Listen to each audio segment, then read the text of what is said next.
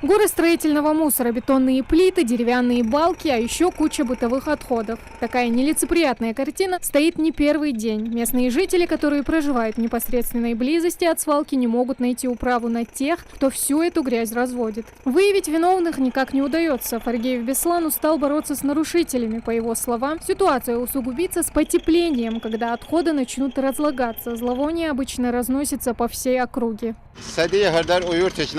يرهم أوز أقوى بولشناه بقول يرأوز كي أتصقوا رديك دروق قورسو جانو قوتونر شو أقوى سيتدول أوز حج أجوار سوي سونو خير بريبت. Местные власти обещают, что в скором времени от этой свалки останутся только неприятные воспоминания. Строительные отходы, к примеру, уже начали утрамбовывать, чтобы засыпать землей.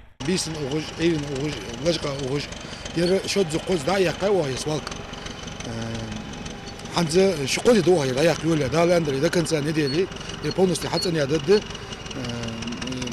تاخ بقى ناخ بياخر درس يرتش ناخ حاجة حنشة تيها اشتراه فوجيتي جوا اشتراه فوجيتي خلاص ناخذ مباكي تان شواش نوقد سبتا غاز آخر أخذ عدم خلمة دي وين ده حنجرش عتقيتي جو خلقه دناها السخلتش نظام سخلتش حمغلتش.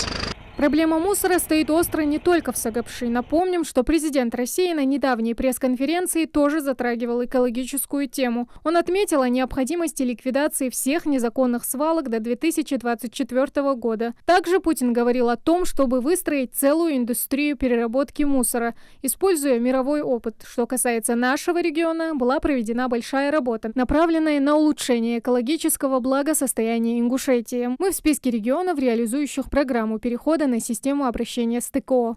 Есть ряд требований по ликвидации свалок старых, накопленных. В этом направлении тоже у нас большая работа проведена. Мы непосредственно в нашей республике, в республике Ингушетия, все последние годы, несколько лет вели, зная все, что нам предстоит, к этому сроку вели целенаправленную работу. И по ликвидации тех старых свалок, накопленных около 130 свалок было за все это время ликвидировано. По работе с населением тоже огромная работа проведена. В результате чего на сегодняшний день мы подошли к этому этапу уже подготовленными. Мусорные свалки – главная проблема современной экологии. С ростом численности населения отходы от жизнедеятельности человека становятся просто колоссальными. Ежегодно на одного россиянина приходится до 400 килограммов отходов. За год в стране собираются уже более 70 миллионов тонн мусора. И проблему эту решить в одночасье не удастся. Тамара Хашагульгова, Джамалейл Тамасханов, Новости 24.